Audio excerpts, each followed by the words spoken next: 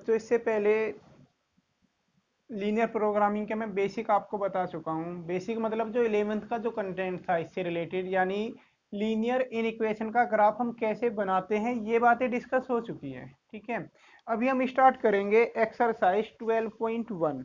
और इसमें बताने के लिए मेरे पास कुछ भी नहीं है, कुछ टर्म्स हैं छोटी छोटी सी, जैसे आपको ये वर्ड लिखा मिल सकता है कॉन्स्ट्रेंट्स, इसके साथ साथ कुछ ऑब्जेक्टिव फंक्शन होगा, लीनियर प्रोग्रामिंग प्रॉब्लम्स, ये सब क्या होती है उनके लिए वर्ड प्रॉब्लम से ज़्यादा समझ में आएगा आपको। वर्ड प्रॉब्लम से क्लियर होगा कि एक्चुअली लीनियर प्रोग्रामिंग प्रॉब्लम्स हम बोलते कि नहीं है, ऑब्जेक्टिव फंक्शन से क्या मतलब होता है, ये कॉन्स्ट्रेंट्स क्या होते हैं, इन सबको हम जब वर्ड प्रॉब्लम करेंगे तब सीखेंगे कि ये सारी चीज़ें हैं क्या। तो वर्ड प्रॉब्लम की एक्सरसाइज नेक्स्ट है एक्सरसाइज 12.2। ओके, तो फिलहाल हम इनकी बात नहीं कर रहे हैं कि ये एक्चुअली हैं क्या ये सारी चीजें। मैं आपको क्वेश्चन करने सिखाऊंगा इसमें सीधे। मैं आपको 3 से 4 क्वेश्चन इस वीडियो में कराऊंगा और उन्हीं में ये पूरी एक्सरसाइज आपको अच्छे से समझ में आ जाएगी। तो हम 1 बाय 1 क्वेश्चन देखते हैं, 3 4 क्वेश्चन करते ही सारा क्लियर हो जाएगा आपको इनमें क्या करना है। एक्चुअली हर क्वेश्चन में आप पूरी एक्सरसाइज के हर क्वेश्चन को ध्यान से देखें। हर क्वेश्चन में यहाँ पर लिखा है या तो मैक्सिमाइज या फिर minimise. Maximise Z equal to इतना या फिर मिनिमाइज जेड इक्वल टू इतना, इस तरीके से जेड की एक एक्सप्रेशन लिखी हुई है जिसे हमें मैक्सिमाइज या मिनिमाइज करना होगा, और सब्जेक्टेड टू कंस्ट्रेंट्स, और कंस्ट्रेंट्स के बाद ये कुछ इनइक्वेशन लिखी हुई है। ओके, तो इन इनइक्वेशन की हेल्प से हमें इस जेड की वैल्यू को मैक्सिमम या मिनिमम अकॉर्डिंग टू क्वेश्चन जो भी हमें दे रखा है, जैसे इसमें काम मैक्सिमाइज करना है तो हमें इसकी मैक्सिमम वैल्यू फाइंड करनी है, अगर मिनिमाइज करना होता तो इस जेड की हमें मिनिमम वैल्यू फाइंड करनी होती। ओके, अब प्रोसीजर क्या है वैल्यू फाइंड करने का, उसके लिए सबसे पहले आपको ये जो कॉन्स्ट्रेंट्स आपको दे रखे हैं, ये जो कॉन्स्ट्रेंट्स दे रखे हैं आपको, मतलब ये जो इनइक्वेशन दे रखी है इनका आप ग्राफ बनाएंगे। और उसके लिए मैंने आपको पिछले वीडियो में एक्सप्लेन किया है कि हम इनका ग्राफ कैसे बनाते हैं। आप सबसे पहले तो इन दोनों को देखिए, x greater than 0, y greater than 0, मतलब x की वैल्यू भी पॉजिटिव, y की वैल्यू भी पॉजिटिव। तो कंबाइन रूप से इनका ग्राफ आपको अलग से बनाने की जरूरत नहीं है, ये दोनों कंबाइन रूप से फर्स्ट क्वाड्रेंट को रिप्रेजेंट करते हैं। ठीक है, ये फर्स्ट क्वाड्रेंट के लिए होता है, मतलब ग्राफ सिर्फ हमें इस एक इनइक्वालिटी का बनाना होगा। तो इसके लिए आप सबसे पहले तो इक्वेशन लेते हैं, यहाँ पर सबसे पहले इक्वल का निशान लेके इसकी टेबल बनाओगे आप। अगर x की वैल्यू 0 तो y की 4, y की 0 तो x की वैल्यू 4, इस तरीके से टेबल बनाएंगे। पॉइंट मिलेगा 0,4 और 4,0, 2 पॉइंट आपको मिलेंगे यहाँ पर। इन पॉइंट से अब एक लाइन ड्रॉ करेंगे। ये सारी चीजें पिछले वीडियो में डिस्कस हो चुकी हैं, किसी को प्रॉब्लम हो तो बता देना मुझे। ये पॉइंट होगा 0,4 और ये पॉइंट होगा 4,0। दोनों पॉइंट को ज्वाइन कराते हुए एक लाइन हम ड्रॉ करेंगे। हमने यहाँ पर एक लाइन ड्रॉ कर दी। अब हमें लाइन के ऊपर या नीचे का रीजन शेडिड करना होता है, उसके लिए आप ये 0,0 पॉइंट ले सकते हैं कि 4,00।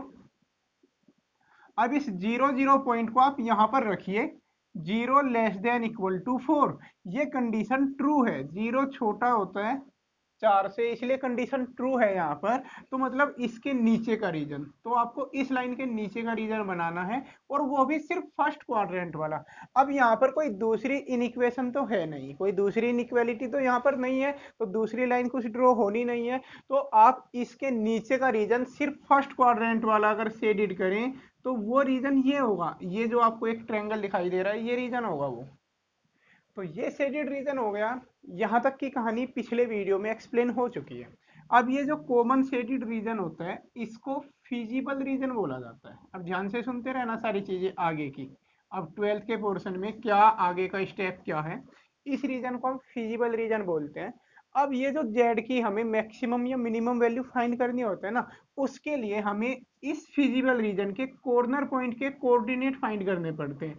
इस फिजिबल रीजन में, क्योंकि ये फिजिबल रीजन एक ट्रायंगल की शेप का बना है, तो इसमें 3 कॉर्नर पॉइंट होंगे। तो आपको इन तीनों कॉर्नर पॉइंट के कोऑर्डिनेट लिखने होंगे, आपको इनके कोऑर्डिनेट फाइंड करने होते हैं।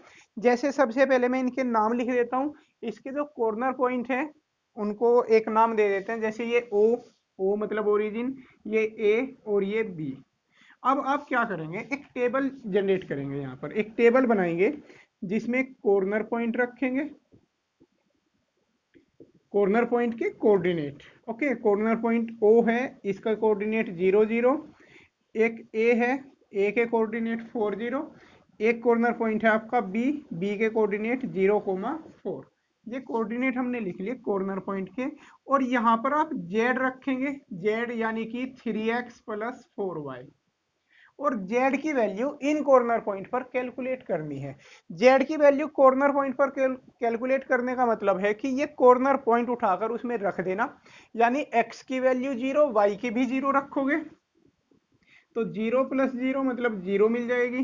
फिर आप इस पर आ जाएंगे, x की वैल्यू 4, y की 0, तो 3 × 4 + 4 × 0 करने पर आपको 12 मिल जाएगा।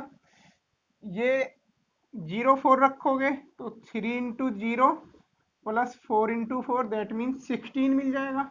तो आपको z की 3 वैल्यू मिली है। अब हमें z की मैक्सिमम वैल्यू फाइंड करनी थी, z की मैक्सिमम वैल्यू। तो z की मैक्सिमम वैल्यू फाइंड करने के लिए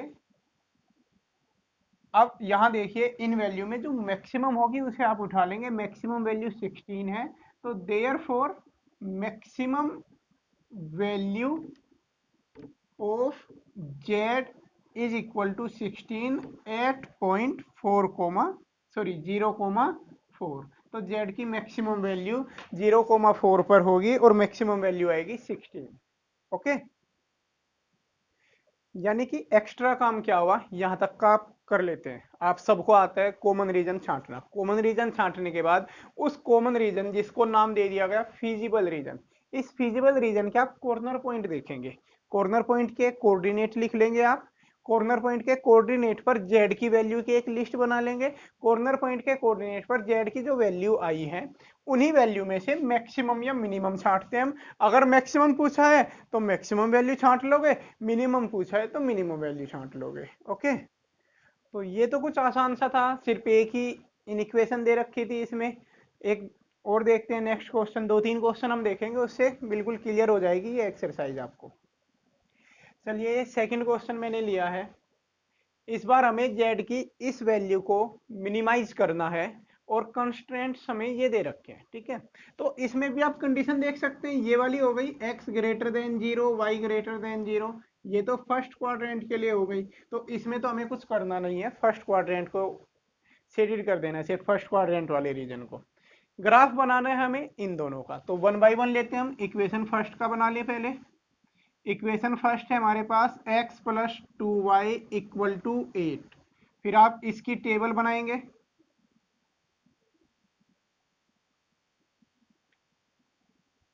अगर x की 0 रखेंगे तो y की 4 लेनी पड़ेगी आपको, और y की वैल्यू 0 रखेंगे तो x की वैल्यू 8 आ जाएगी। ठीक है, तो यहां से पॉइंट मिला आपको 0 4 एंड 8 0। अब एक यहां पर आप ग्राफ पेपर का भी यूज कर सकते हैं। ठीक है ना, 0,4, x की 0 y की 4, ये हो जाएगा 0,4। बहुत ज्यादा एक्यूरेसी की जरूरत नहीं होती है हमें कि आप बिल्कुल स्केल लेके नाप तोल के बनाएंगे, बहुत ज्यादा एक्यूरेसी नहीं चाहिए।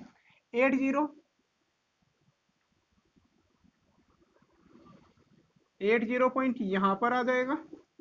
आप दोनों को ज्वाइन कराते हुए लाइन ड्रॉ कर देंगे, और साथ के साथ लाइन का नंबर लिख दिया करें, क्योंकि अगर ज्यादा हो जाए तो कंफ्यूजन होती है कौन सी फर्स्ट थी कौन सी सेकंड थी। ये पहले वाली लाइन थी, हमने लाइन का नंबर लिख दिया, ये फर्स्ट लाइन है। अब इस लाइन के या तो नीचे का रीजन होगा या ऊपर का होगा, तो 0 0 इसके नीचे है, 4 0 0। इस 0 0 पॉइंट को आप इसमें पुट कराएंगे, इन इक्वेशन में पुट कराते हैं। 0 + 0 <= 8। 0 छोटा है 8 बड़ा है, कंडीशन ट्रू होती है, तो 0 0 जिस साइड है उसी साइड के रीजन को शेडिड करेंगे। मतलब इस साइड के रीजन को हम नीचे वाले को शेडिड करेंगे। तो आपको ना याद रख लेना है, खाली या तो एरो लगा के छोड़ सकते हैं आप। ठीक है, एरो लगा दिया हमने कि इस लाइन के नीचे का। अब ध्यान देना, फर्स्ट क्वाड्रेंट का ही रखना है, मतलब ये ट्रायंगल होगा अभी तक। 1 बाय 1 आप हर एक लाइन को बनाने के बाद रीजन को आप एक बार मेमोराइज कर लेंगे तो आसानी रहेगी। मतलब ये ट्रायंगल होगा। अब नेक्स्ट लाइन देखते हैं हम, इक्वेशन सेकंड। इक्वेशन सेकंड है जी हमारे पास 3x plus 2y less than equal to 12, sorry equal का रहेगा यहाँ पर। इसकी आप टेबल बनाएंगे, ठीक है। अगर x की वैल्यू 0 रखें तो y की वैल्यू 6 आ जाएगी, y की 0 रखें तो x की वैल्यू 4 आ जाएगी। तो पॉइंट होगा 06.456, यहाँ पर आ जाएगा 06। और दूसरा पॉइंट लेना है आपको 40 पॉइंट ये होगा 40। दोनों को मिलाते हुए एक लाइन ड्रॉ कर दें। ये हमने लाइन ड्रॉ कर दी, ये सेकंड लाइन है, ठीक है। फिर इसमें भी या तो लाइन के इधर का रीजन होगा या ऊपर का रीजन होगा, उसे चेक करेंगे। अब इसके लिए भी 0 0 तो लाइन के इसी साइड है, ध्यान से देखा करो। 0 0 इस सेकंड वाली लाइन के नीचे की तरफ ही है, तो आप इसमें भी 0 0 रख के चेक करेंगे। 0 0 आप इसमें रखना होता है, इन इक्वेशन में वहां रखोगे तो 0 लेस देन इक्वल टू 12, ये कंडीशन भी ट्रू आ जाएगी। तो इस लाइन के भी इधर का, अब ध्यान देना, इस लाइन के नीचे इसके इधर, बहुत ध्यान से समझने की जरूरत होती है। इस लाइन के नीचे और इसके इधर, तो ये रीजन बनेगा। मैं थोड़ा सा डार्क कर देता हूं, इसके नीचे, इस लाइन के इस साइड और फर्स्ट क्वाड्रेंट वाला। तो ये जो एक क्वाड्रिलेटरल मैंने थोड़ा हाईलाइट सा किया है, समझ में आ रहा होगा। ये जो एक क्वाड्रिलेटरल हाईलाइट किया है, ये फिजिबल रीजन होगा। आप फाइनली इसे शेडिड करोगे, तो आपने इसे शेडिड कर दिया क्योंकि ये इस लाइन के इधर था, इसके नीचे था और फर्स्ट क्वाड्रेंट में है। तो ये क्वाड्रिलेटरल है, तो इसके 4 कॉर्नर होंगे, एक O, एक A, B और C। अब आप ध्यान देना, आपको कॉर्नर पॉइंट के कोऑर्डिनेट लिखने होते हैं। आप यहाँ पर एक टेबल बनाएंगे जिसमें आप कॉर्नर पॉइंट लिखेंगे, कॉर्नर पॉइंट के कोऑर्डिनेट्स, और z की वैल्यू कैलकुलेट करके लिखेंगे -3x प्लस 4y। ओके, तो आप एक टेबल जनरेट कर लेंगे ये, जिसमें कॉर्नर पॉइंट के कोऑर्डिनेट होंगे और z की वैल्यू होगी। कॉर्नर पॉइंट एक तो O है, A, B और C। O के कोऑर्डिनेट आपको पता है 0,0। A के कोऑर्डिनेट भी आपको पता है 4,0, ये लिखा हुआ पॉइंट यहाँ पर।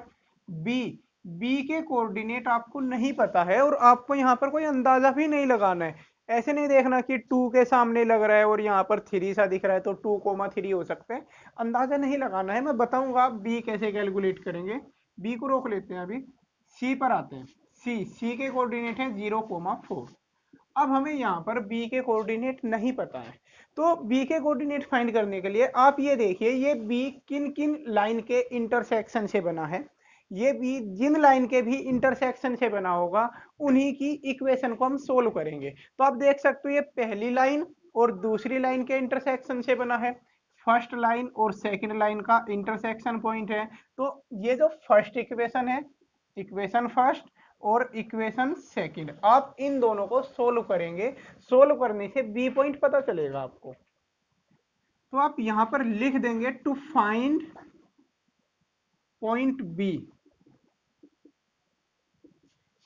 B, solve equation first and second. आप पहली और दूसरी दोनों इक्वेशन को सोल्व कर लेंगे और सोल्व करने से हमें मिलेगा we have x equal to and y equal to, जितना भी आएगा उनकी वैल्यू आप यहाँ पर रख देंगे। सोल्व करनी तो आती है आपको इक्वेशन, तो आपको मिल जाएगा x equal to 2, y equal to 3। Okay, solve करने के बाद अब क्या करना है, b के कोऑर्डिनेट भी आ गए 2,3।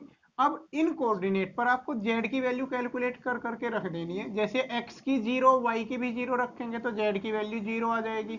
x की वैल्यू 4, y की 0 रखेंगे तो z की वैल्यू -12 आएगी। x की वैल्यू 2, x की 2 और y की 3 रखोगे तो x की 2 रखने पर -6, y की 3 रखने पर 12। 12 - 6 कितना होगा, 12 - 6 6 हो जाएगा। और यहाँ पर 0,4, x की 0, y की 4 रखोगे तो 16 आएगी। अब आप इन सारी वैल्यूज में ये देखिए कौन सी लिखनी है हमें, मिनिमाइज मतलब मिनिमम वैल्यू लिखनी है। तो मिनिमम वैल्यू कितनी है, -12। ओके, तो लिख दोगे therefore minimum value of Z is -12 at point -12 किस पॉइंट पर है 4,0 पर। क्लियर हुआ क्वेश्चन आपको? प्रोसीजर समझ में आ रहा होगा कि क्या चल रहा है। ठीक है, अब इसमें थोड़ी सी अलग कहानी देखते हैं। बस अलग काम यही तो हुआ क्योंकि फिजिबल रीजन तक तो आपको पहले ही बता रखा है। फिजिबल रीजन के बाद आपको कॉर्नर पॉइंट फाइंड करने होते हैं। जो कॉर्नर पॉइंट नहीं पता है आपको, आप ये देखेंगे कि वो किन किन लाइन के इंटरसेक्शन से बने हैं। उन लाइन की जो भी इक्वेशन रही होंगी उन्हें सोल्व करके एक्स और वाई की जो वैल्यू आएंगी वो कॉर्नर पॉइंट आपको पता चल जाएंगे। वहां से कॉर्नर पॉइंट आने के बाद उन कॉर्नर पॉइंट से आप जेड की वैल्यू कैलकुलेट करोगे। अब जेड की जो सबसे कम वैल्यू होगी वो मिनिमम वैल्यू, जो सबसे ज्यादा होगी वो मैक्सिमम। तो इतना सा काम एक्स्ट्रा है। लेकिन एक और चीज है इसमें, ये जो हमने फिजिबल रीजन यहाँ पर बनाया है, फिजिबल रीजन के आधार पर क्वेश्चन दो टाइप के बन जाते हैं। एक फिजिबल रीजन होता है बाउंडेड और एक होता है अनबाउंडेड। बाउंडेड, बाउंडेड मतलब बंद। ये देखिए ये पूरी आकृति बंद हो गई।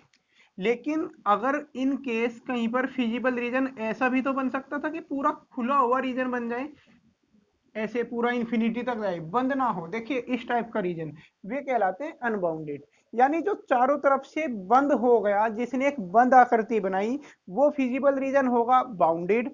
और जो ओपन बनाएगा, जो ओपन खुला होगा पूरा फिजिबल रीजन, वो कहलाएगा अनबाउंडेड।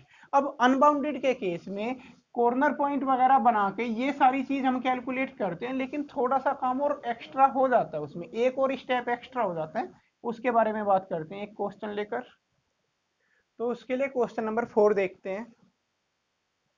यहां पर ये देखिए ये दो इन इक्वेशन लिखी हुई है और ये कंडीशन है। ये तो फर्स्ट क्वाड्रेंट के लिए हर क्वेश्चन में आएगी, ये तो फर्स्ट क्वाड्रेंट के लिए। इन दोनों का ग्राफ बनाते हैं 1 बाई 1। इक्वेशन फर्स्ट का बनाएंगे। इक्वेशन फर्स्ट है हमारे पास x + 3y = 3। आप इसकी फटाफट टेबल जनरेट कर देंगे, इस काम में ज्यादा टाइम नहीं लगता है।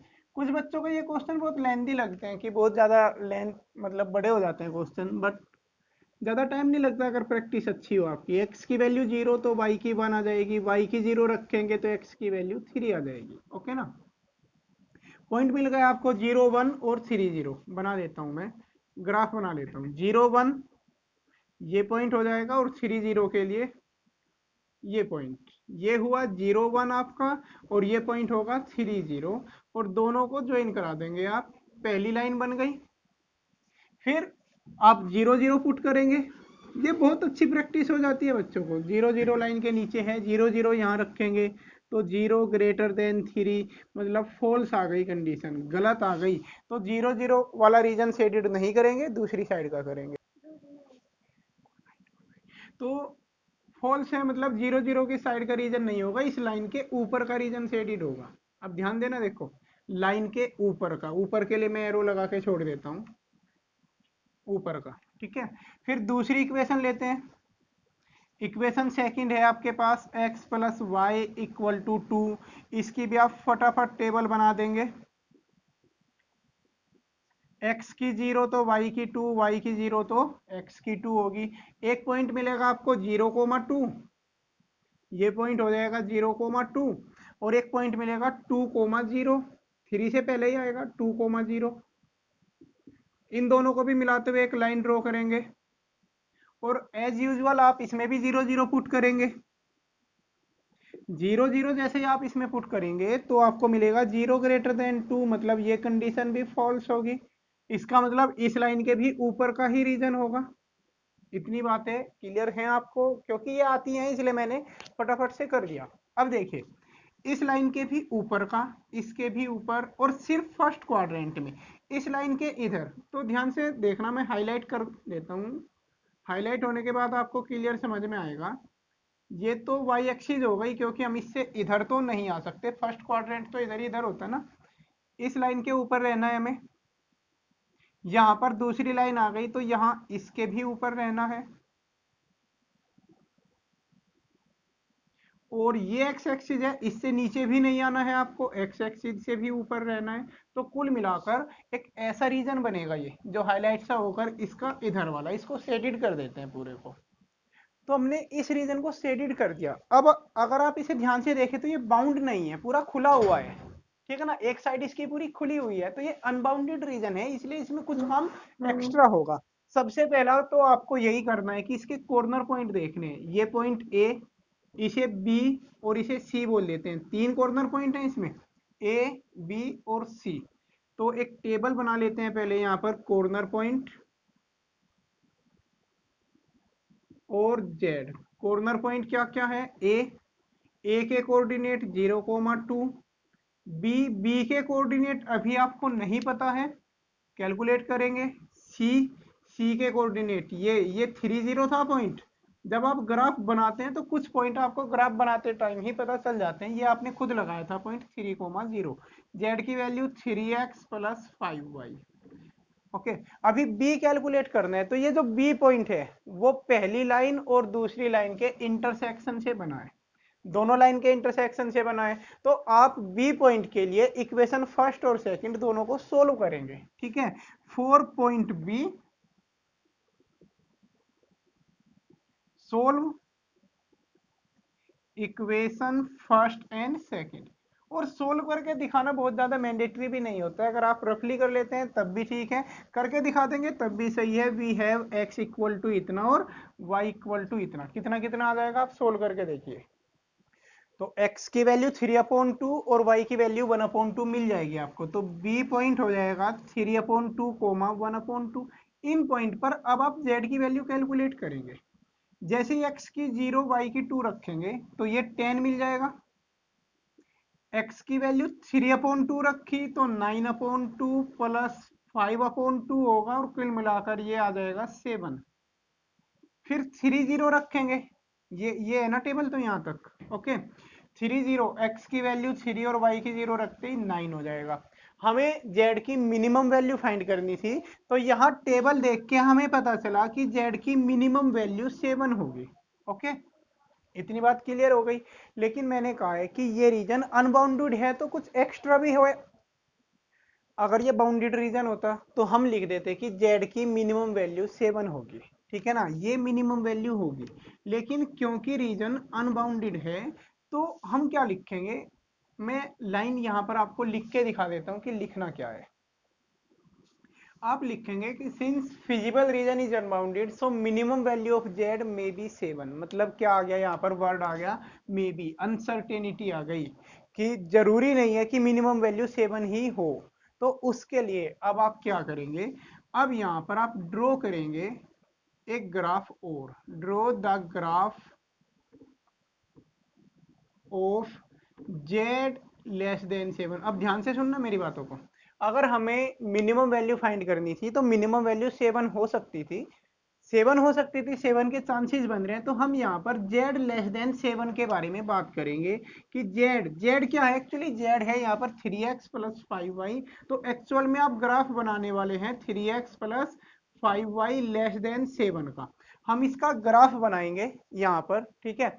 इसका 3x + 5y <7 का ग्राफ आप बनाएंगे, और ग्राफ बनाने के बाद ये देखेंगे कि जो भी वो ग्राफ आया, जो भी ग्राफ शेडेड रीजन आएगा एक, क्योंकि इनइक्वालिटी है ये, इनइक्वेशन का ग्राफ एक लाइन नहीं होती है, पूरा शेडेड रीजन होता है। तो इसका शेडेड रीजन और फिजिबल रीजन में अगर कुछ पार्ट कॉमन आया, ध्यान से सुनना बात को, इसके शेडेड रीजन और फिजिबल रीजन में कुछ पार्ट अगर कॉमन आया तो हम कह देंगे कि जेड की मिनिमम वैल्यू एग्जिस्ट नहीं करती है।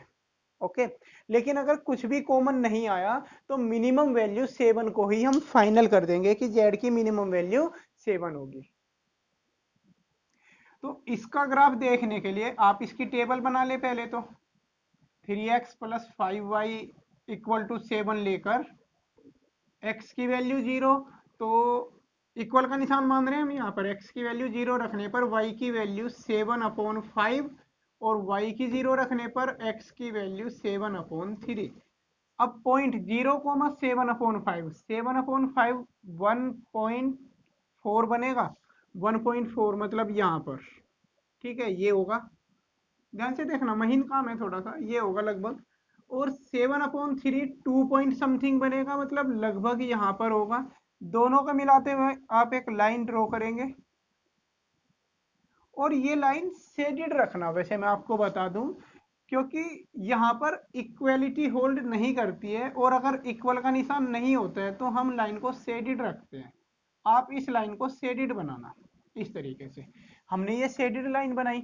अब लेस देन वाली थी इनइक्वालिटी, आप 0 0 रख के देखेंगे, 4 0 0। इस इनइक्वालिटी में आप 0 0 रखेंगे, कंडीशन मिलेगी 0 लेस देन 7, मतलब ट्रू कंडीशन मिलेगी। तो ये जो लाइन हमने अभी अभी ड्रॉ की है, इसके नीचे का रीजन शेडेड होगा। ये जो z लेस देन 7 वाली जो लाइन हमने ड्रॉ की है, इसके नीचे का रीजन, फिजिबल रीजन क्या था, ऊपर वाला था। देखिए फिजिबल रीजन था पूरा इधर का, shaded region z less than 7 का आया ये नीचे वाला। क्या दोनों में कुछ पार्ट कॉमन दिखाई दे रहा है आपको? तो आप देख सकते हैं ये तो पूरा नीचे का रीजन है, वो पूरा ऊपर का है, दोनों में कुछ भी कॉमन नहीं है। तो इसीलिए z की मिनिमम वैल्यू 7 ही होगी।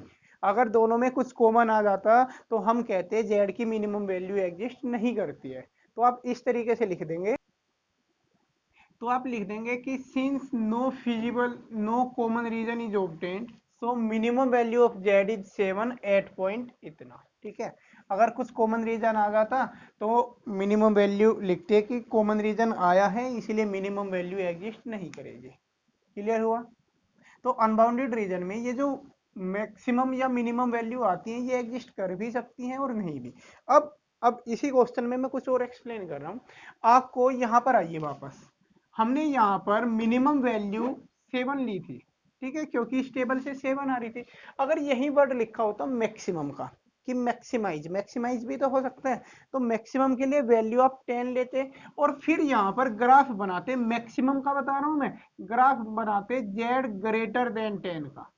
ध्यान देना, जब मिनिमम वाली वैल्यू देख रहे हैं तो जेड लेस देन 7 का बनाया था मिनिमम के लिए, यहां बनाया था जेड लेस देन 7 का, कि जेड की वैल्यू 7 से छोटी हो सकती है कि नहीं उस पर विचार हमने किया था। जब मैक्सिमम वैल्यू की बात आएगी तो जेड ग्रेटर देन 10 का रीजन बनेगा। इस बात को आप लिख लेना, एक नोट करके लिख लेना, कि जब मैक्सिमम वैल्यू की बात करता है और अनबाउंडेड रीजन है, तो जो मैक्सिमम वैल्यू आ रही है इस वाली टेबल से, उससे ग्रेटर देन का ग्राफ बनता है कि जेड ग्रेटर देन 10। लेकिन जब मिनिमम वैल्यू की बात करता है और अनबाउंडेड रीजन है, तो इस टेबल से जो मिनिमम वैल्यू आती है उससे लेस देन का ग्राफ बनाया जाता है, और ये जो ग्राफ बनता है उसका इसके साथ मैचिंग कराते हैं। अगर दोनों में कुछ कॉमन नहीं आता तो उसी वैल्यू को फाइनल कर दिया जाता है, जैसे यहाँ पर हमने 7 को फाइनल कर दिया। अगर कुछ कॉमन आ जाता है तो उससे दूसरी वैल्यू को सॉरी मतलब फिर कह देते हैं कि कोई भी वैल्यू ऐसी एग्जिस्ट नहीं करेगी। ओके, अब इसमें आपके एक टाइप के क्वेश्चन और बचे, जैसे ये 7 8 9 10 है, इनमें मैं क्वेश्चन नंबर 8 करा रहा हूँ आपको। बाकी सब सेम है, सेम कैटेगरी है, कुछ भी फर्क नहीं है। सिर्फ ये अनबाउंडेड वाले में ये काम एक्स्ट्रा होगा थोड़ा सा, बाकी सारा सेम है। तो हम क्वेश्चन नंबर 8 देखते हैं। तो इस 8वें क्वेश्चन में क्या है, एक तो ये दोनों चीजें कर दी इसने, कि मिनिमम वैल्यू भी फाइंड करनी है हमें और मैक्सिमम वैल्यू भी फाइंड करनी है। और ये जो इन इक्वेशन है 3 हो गई यहाँ पर, क्योंकि ये वाली तो फर्स्ट क्वाड्रेंट के लिए होती है। तो 1 बाई 1 इनकी हम टेबल बनाते हैं। सबसे पहले इक्वेशन फर्स्ट की बना लेते हैं। इक्वेशन फर्स्ट है हमारे पास x plus 2y equal to 100।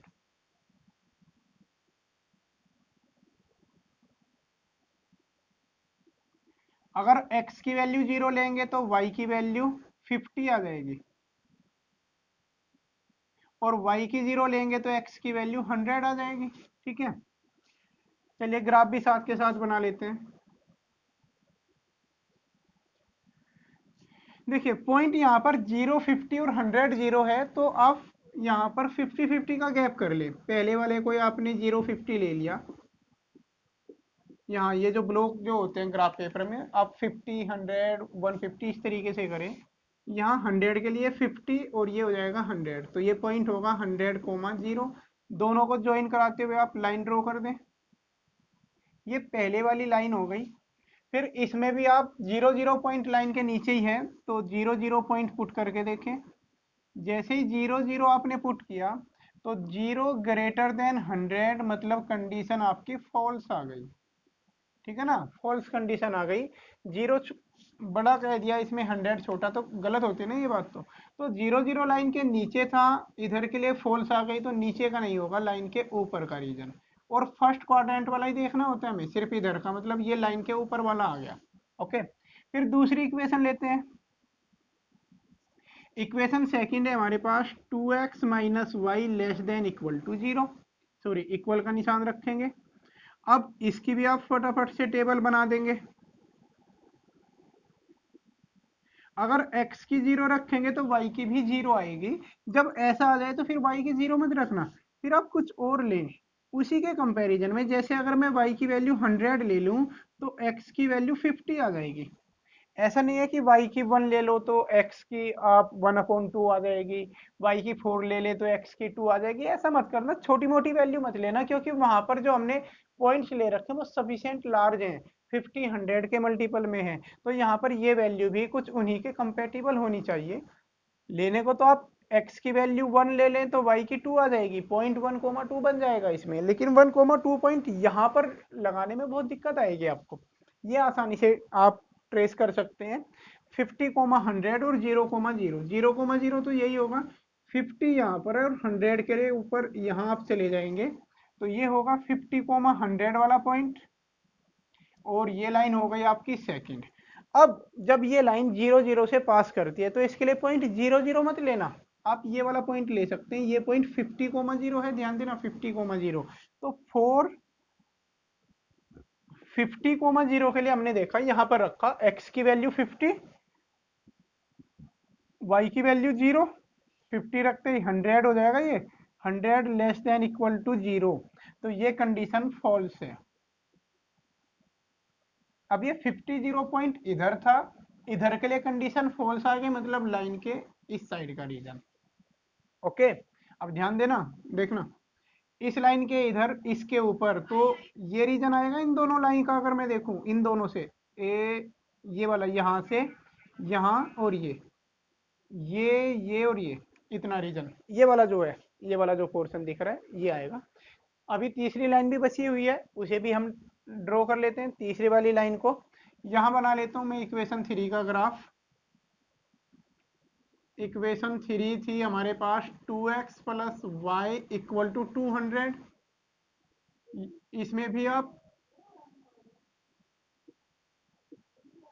अगर x की वैल्यू 0 रखेंगे तो y की वैल्यू 200, y 0 रखेंगे तो x की वैल्यू 100 आएगी। ठीक है ना, इस तरीके से आपने वैल्यू रखनी स्टार्ट कर ली। तो पॉइंट 0,200, देखिए 50 100 150 और 200 यहाँ तक होगा, ये पॉइंट हुआ 0,200। और जी इसी तरीके से 100,0 का पॉइंट यही था हमारे पास पहले से ही। दोनों को ड्रॉ किया हमने, दोनों को मिलाते हुए लाइन ड्रॉ कर दी हमने। अब लाइन में हमने इसमें 0 0 रखा, तो जब आप 0 0 के लिए देखेंगे 4 0 0 इसमें रखा तो 0 less than equal to 200 condition true आ गई। 0 0 लाइन के नीचे था, मतलब इसके नीचे का रीजन हमें लेना है। तो इस लाइन के नीचे का, इस वाले में से इस लाइन के नीचे का अगर हम देखें, देखो इस लाइन के नीचे, इसके इधर, इस वाली के तो ऊपर है, ध्यान से देखना, ये जो है, ये जो है इसके ऊपर, ये वाली जो लाइन है इसके इधर, ये वाली लाइन इसके नीचे, और फर्स्ट क्वाड्रेंट से बाहर भी नहीं जाना है। तो इतना, ये क्वाड्रेंट आपको क्लियर दिखाई दे रहा है, ये मैंने हाईलाइट सा कर दिया है, एक क्वाड्रिलेटरल ये बना, इसको शेडेड कर देते हैं। तो ये फिजिबल रीजन बना हमारा एक क्वाड्रिलेटरल, इसमें 4 पॉइंट हैं। और ये वाली इक्वेशन 3 थी, ये वाली जो लाइन थी ये तीसरी इक्वेशन की थी। पॉइंट ए बी सी और डी, 4 पॉइंट हैं। अब इनकी हम एक टेबल बनाते हैं यहाँ पर, कॉर्नर पॉइंट और जेड की वैल्यू के लिए। कॉर्नर पॉइंट और जी जेड इक्वल टू है हमारे पास x plus 2y। Corner point एक तो ए है, ए के कोऑर्डिनेट यही लिखे हैं, कुछ तो यही लिखे मिल जाते हैं हमें। ए के कोऑर्डिनेट होंगे 0,50, बी के हमें नहीं पता है, सी के भी नहीं पता है, कैलकुलेट करेंगे, बी का निकालना है, सी कैलकुलेट करना है, डी के हमें पता है पहले से, डी के कोऑर्डिनेट हैं 0,200। ओके। अब बी और सी के हमें कैलकुलेट करना है, तो ये जो बी पॉइंट है, बी पॉइंट इस सेकंड लाइन और फर्स्ट वाली से बना है, तो 4 पॉइंट बी पॉइंट के लिए आप सोल्व करने वाले हैं, सोल्व करेंगे आप फर्स्ट एंड सेकंड को, फर्स्ट एंड सेकंड को सोल्व करके एक्स और वाई की वैल्यू जो भी आएगी वो लिखेंगे यहाँ पर। तो x इक्वल टू 20 और y इक्वल टू 40 आ जाएगा। बी पॉइंट मिल गया हमें 20, 40। अब सी पॉइंट को देखते हैं, सी पॉइंट आया तीसरी लाइन और दूसरी लाइन से, तो 4 पॉइंट सी के लिए सोल्व करेंगे हम इक्वेशन सेकंड एंड थर्ड को। सेकंड और थर्ड को सोल्व करने पर एक्स और वाई की वैल्यू मिल जाएगी आपको। चेक करके देखते हैं कितनी आएगी। तो x इक्वल टू 50 आएगी, y इक्वल टू 100, तो x की 50 और y की 100, इन पॉइंट को आप इस z में पुट कराएंगे तो z की वैल्यू 0,50 पर तो हो जाएगी 100, क्योंकि y की 50 x की 0 रखी, इसमें x की 20 और y की 40 रखेंगे तो 42 जा 80 और 20 ये भी 100 हो जाएगी। यहाँ पर x की 50 और y की 100 लेंगे, 50 और ये हो जाएगा 250 बन जाएगा। इसमें x की 0 y की 200 लेंगे तो 400 हो जाएगा। ओके। अब हम देख सकते हैं कि z की जो मैक्सिमम वैल्यू है वो तो 400 है। अब मैं यहाँ इसका आंसर लिखने वाला हूँ और आंसर को ध्यान से समझना कि maximum value of z is 400 at point 0,200। Okay. लेकिन जैसे हम मिनिमम वैल्यू को देखते हैं, मिनिमम वैल्यू दो जगह आई हुई है, क्योंकि मिनिमम वैल्यू 100 है ना, और 100 तो 2 पॉइंट पर आई हुई है, तो हम लिखेंगे ऐसे कि minimum value of Z, minimum value of Z is 100। अब 100 किस पॉइंट पर है ये कैसे लिखेंगे, तो ये जो 100 जो दो जगह आई है ना, हम लिखेंगे at the line joining, at the line joining point 0,50 and 20,40, इन दोनों पॉइंट को मिलाने वाली जो लाइन होगी, जिन दो पॉइंट पर जेड की मिनिमम वैल्यू आई है, इन दोनों पॉइंट को मिलाने वाली जो लाइन होगी ना, उस लाइन के हर एक पॉइंट पर ही जेड की वैल्यू 100 आएगी। यानी मिनिमम वैल्यू ऑफ जेड 100 होगी at the line joining point 0,50 and 20,40। जब दो पॉइंट पर मिनिमम या दो पॉइंट पर मैक्सिमम वैल्यू आए तो उन दोनों पॉइंट को मिलाने वाली लाइन के ऊपर होती है वो, ठीक है, उन पर्टिकुलर पॉइंट पर नहीं होती। मैक्सिमम वैल्यू सिर्फ एक जगह आ रही है 0,200 पर, लेकिन मिनिमम वैल्यू इन दोनों पॉइंट को मिलाने वाली लाइन पर आ रही है यहाँ पर। वैसे भी इन ये जो क्वेश्चन नंबर 7, 8, 9, 10 है, इनमें इसने बिल्कुल क्लियर इनके ऊपर लिखा हुआ है, so that the minimum value of Z occurs at more than 2 point. मतलब जो जेड की मिनिमम वैल्यू है वो सॉरी मोर देन 2 पॉइंट पर आएगी, मतलब दो से ज्यादा पॉइंट पर आएगी। अब इन दोनों पॉइंट को मिलाने वाली जो लाइन है, उस लाइन के ऊपर तो दो से ज्यादा ही पॉइंट होंगे, क्योंकि लाइन के ऊपर इनफाइनाइट पॉइंट होते हैं, इसलिए हम कह सकते हैं कि जेड की मिनिमम वैल्यू इनफाइनाइट पॉइंट पर आ रही है, दो से ज्यादा पॉइंट पर आ रही है। ओके। तो ये काम करना है आपको, इस पूरी एक्सरसाइज को ट्राई करें और जो भी डाउट है वो पूछ सकते हैं। वैसे कुछ आएगा नहीं इसमें, बाद के एक दो क्वेश्चन दिक्कत करते हैं, वे शायद अटकेंगे आपके, बाकी सारे हो जाएंगे। पूरी एक्सरसाइज ट्राई करें।